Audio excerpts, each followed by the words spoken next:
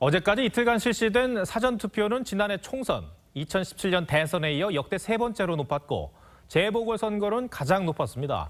그렇다면 25개 자치구별로는 어디가 높았으며 어떤 의미가 있는 건지 자세히 살펴보겠습니다. 자, 정치부 이채림 기자 나와 있습니다. 자, 이 기자, 이 서울의 전체 사전투표율이 21.95%였어요. 지역별로는 어느 구가 가장 높았습니까? 네, 이 정치 1번지라고 불리는 종로구가 24.4%로 가장 높았는데 평균보다도 2.5%포인트 가까이 높았습니다. 그 뒤로 이 동작, 송파, 서대문구 등이 23%를 넘었고요. 반면 가장 낮은 구는 금천구로 18.89%였습니다.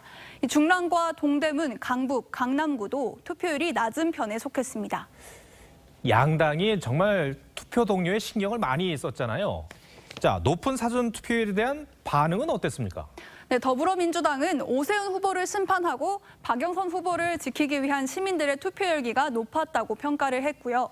국민의힘은 정권에 대한 유권자들의 분노가 최고조에 달했음을 확인했다고 했습니다. 여야 모두 자기들에게 유리할 거란 반응을 보인 건데요. 조국 흑서의 저자인 진중건 전 동양대 교수는 전통적 민주당 초강세 지역의 투표율이 상대적으로 낮았는데 이는 민주당 지지자들이 사기를 잃었다는 얘기라고 분석을 하기도 했습니다. 이 기자, 민주당 강세 지역의 사전투표율이 낮았다. 근데 실제로 그렇게 볼 수가 있습니까? 네, 그래서 바로 직전 지방선거인 2018년 지방선거와 한번 사전투표율을 비교를 해봤습니다.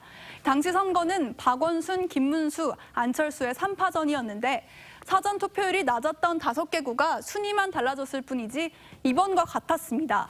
상위권의 구들도 일부 변화는 있지만 전체적인 추세는 비슷했습니다.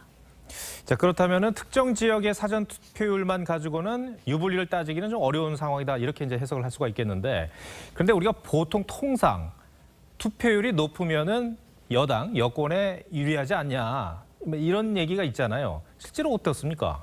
네, 작년 총선의 경우를 한번 살펴보면요. 당시 광진을에서 오세훈 후보가 본투표에서는 앞서고 있었는데 뒤늦게 시작된 사전투표함 개표에서 고민정 의원이 뒤집은 적이 있습니다.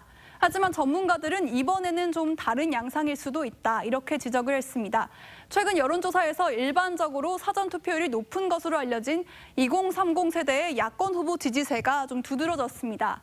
특히 이번 선거는 다른 재보선보다는 시민과 언론의 관심도가 높기 때문에 양당의 지지층 모두 사전투표에 나섰을 거란 분석도 나옵니다.